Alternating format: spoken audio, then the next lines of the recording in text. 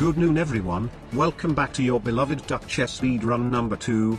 As usual, today we are playing 3 games, climbing from 3100 to 3200 rating points, hopefully getting that sweet 100% win rate.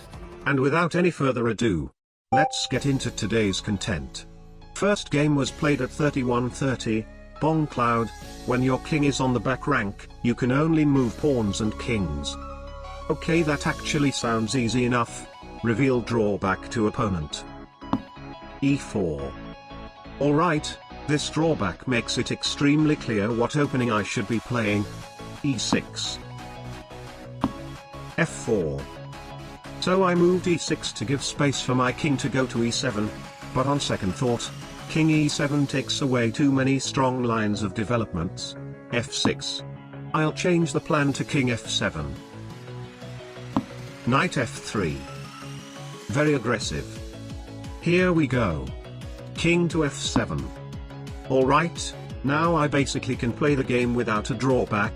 And if you really think about it, my drawback this game seems way easier than it usually is.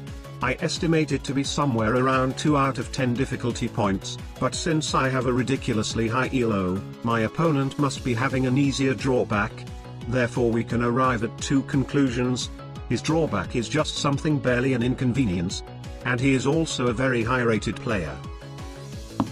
Bishop c4. Knight c6. Castle. Bishop c5 check. d4. Bishop b6. Unlike normal chess where it is physically impossible to hang your own king, drawback chess actually allows players to express their hatred on their own leader. So who knows? Maybe my opponent's gonna make a random mouse slip. Didn't happen. Of course I also have to be careful of my own pawns. Knight e7. F takes e6. I can open up my queen. d5. I solemnly swear that this guy is not a paid actor. Bishop takes the king. The game is a win. But 1 win out of 3 cannot make it 100% win rate. Second game, let's go. Bolted lightning. If you can move your king, you must. Absolutely impossible. Reveal drawback to opponent. b3. My opponent counter revealed. Your queen is a king, it moves like one, and if it's captured, you lose. Okay, that doesn't sound very easy, but still way easier than my drawback. Bishop b2. Bishop g4. Aha! He is threatening to capture on e2, which forces my king to go forward and can never stop moving for the entire game. I have to prevent it. Knight f6. Aha! That knight is also threatening knight e4, attacking 2 pawns around my king. I have to eliminate it immediately. Bishop takes f3. Aha! He is baiting me to go bishop takes e7 desperado, claiming that I'm giving his queen a check.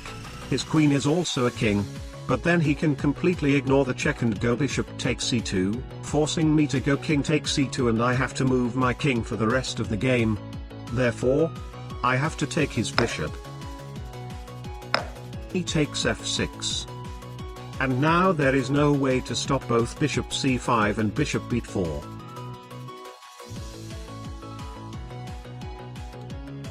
Knight c3.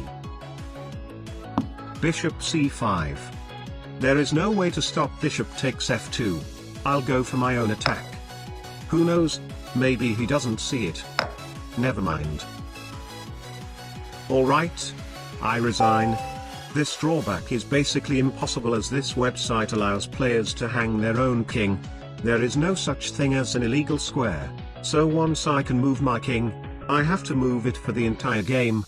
Third game, let's go. 1 win and 1 loss, it all comes down to this. Cowering in fear. I'm not a coward, by the way. You can't move a piece of less value than one your opponent has taken.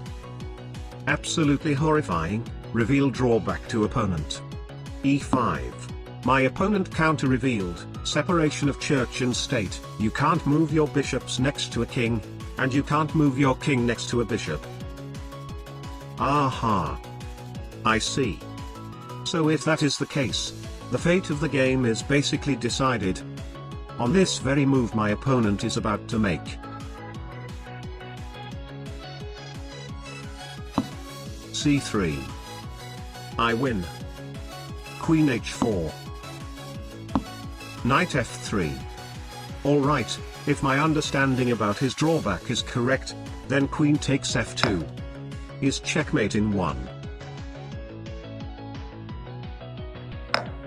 It is.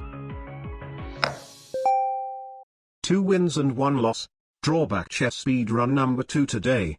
100% win rate.